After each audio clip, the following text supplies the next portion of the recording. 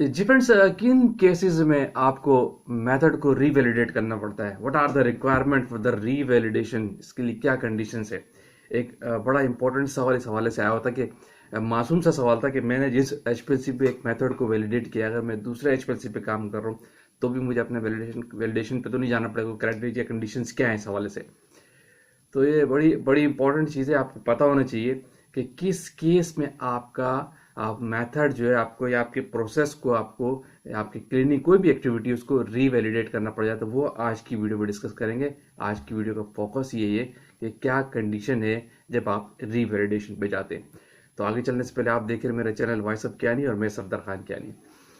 देखिए फ्रेंड्स, जब भी आप किसी भी प्रोसेस, किसी भी प्रोसीजर एनालिटिव, किसी भी एक्टिविटी को रीवैलिडेट करेंगे उसके लिए दो क्राइटेरिया, एक होता है पीरियोडिक चेंज, पीरियोडिक रीवैलिडेशन, यानी जो आप एक रीवैलिडेशन की नेक्स्ट डेट देते हैं उसकी बेस पे करते हैं। और वो क्या होते हैं वो भी सुन लीजिए। नॉर्मली प्रैक्टिस ये है कि किसी भी प्रोसेस को या प्रोसीजर को आपने वैलिडेट किया, उसको नेक्स्ट रीवैलिडेशन के लिए क्राइटेरिया होता है 3 इयर्स का। आफ्टर 3 इयर्स अपने मेथड को आपने, प्रोसीजर को आपने रीवैलिडेट करना होता है। पहला क्राइटेरिया ये है पीरियोडिक, ठीक है, पीरियोडिक टाइम जब आने के बाद रीवैलिडेशन रिक्वायर्ड होती है। दूसरा क्राइटेरिया होता है कि change in process, change in procedure. किसी भी चीज में आप कोई चीज चेंज करते हैं, कोई चीज में प्रोसेस में चेंज लाएंगे तो आप अपने प्रोसीजर को, अपने मेथड को रीवैलिडेशन पे लेके जाएंगे, याद रखिएगा।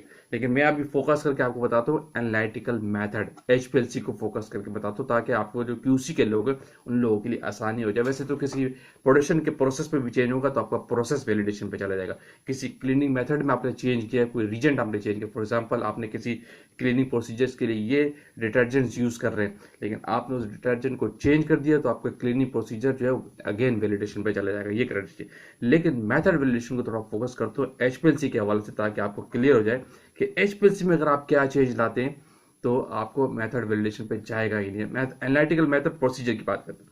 फॉर एग्जाम्पल आप देखते हैं एचपीएलसी पर ट्रबल शूटिंग आप देख रहे होते हैं, वो उस केस में भी आपको रिवैलिडेशन करनी पड़ जाती है। कंडीशन है ना कि आपकी पीक अगर बहुत ज्यादा ब्रॉड आ रही, बहुत ज्यादा हाइट आ रही, ऊपर से जाके कट गई, आपने एक इंजेक्शन लगाया, आपकी पीक गई और ऊपर से नजर नहीं आई, शार्प हाइट चली गई, इसका मतलब क्या है कि आपकी कंसंट्रेशन बहुत हाई है। तो ये अगर आप कंसंट्रेशन कम करेंगे तो पीक डेफिनेटली आप ठीक हो जाएगी, आप में पीक में टेलिंग के चांसेस भी कम हो जाएंगे लो कंसंट्रेशन में। लेकिन आप किसी वैलिडेटेड मेथड के अंदर जब आप कंसंट्रेशन चेंज करेंगे, आप प्रिपरेशंस चेंज करेंगे तो आपका मेथड वैलिडेशन पे चला जाएगा। पहला पॉइंट याद रखिएगा। आपने पीपीएम में चेंज किया किसी मेथड के अंदर तो आपको मेथड अगेन वैलिडेशन करना पड़ जाएगी। आपने कॉलम की डायमेंशंस चेंज कर दी, आपको अगेन वैलिडेशन करनी पड़ जाएगी। फॉर एग्जांपल कैसे, आपने एक मेथड को वैलिडेट किया हुआ है 250 mm के कॉलम के ऊपर, कॉलम लेंथ के ऊपर, लेकिन अब आप चले गए 150 mm के कॉलम के ऊपर। आपने कहा कि मेरी पीक बहुत देर से आ रही है, बहुत ज़्यादा टाइम लग रहा है, लेकिन आप वैलिडेशन कर चुके थे।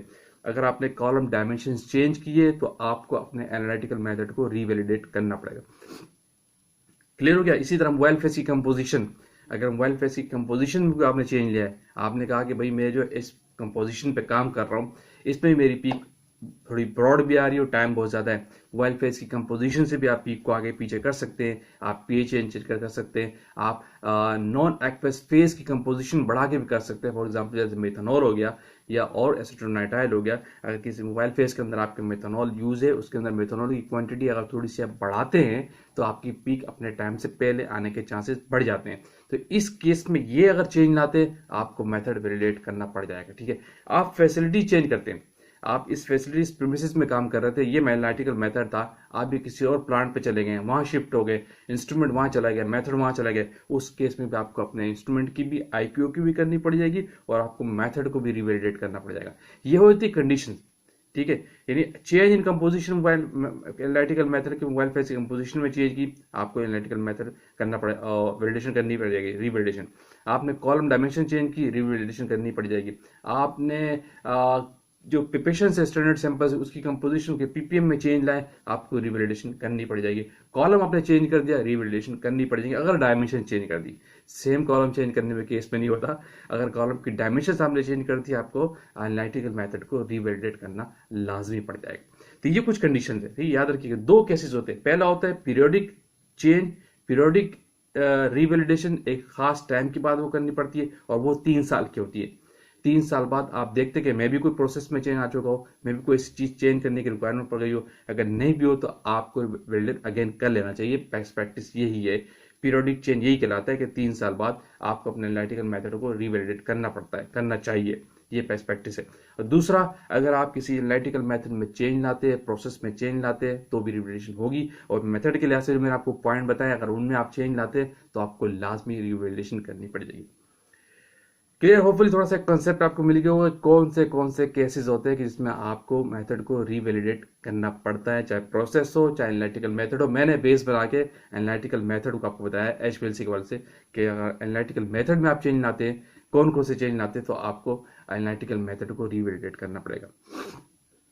होपफुली वीडियो आपने लाइक की होगी तो शेयर कीजिए, कमेंट्स कीजिए, लाइक कीजिए। और चलो चैनल पे न्यू उनसे अगेन कहूँगा वो तो लाजमी लाइक सब्सक्राइब भी करें ताकि इस तरह की टेक्निकल वीडियोस आप तक पहुंचती रहे। Thank you for watching. अल्लाह हाफिज़।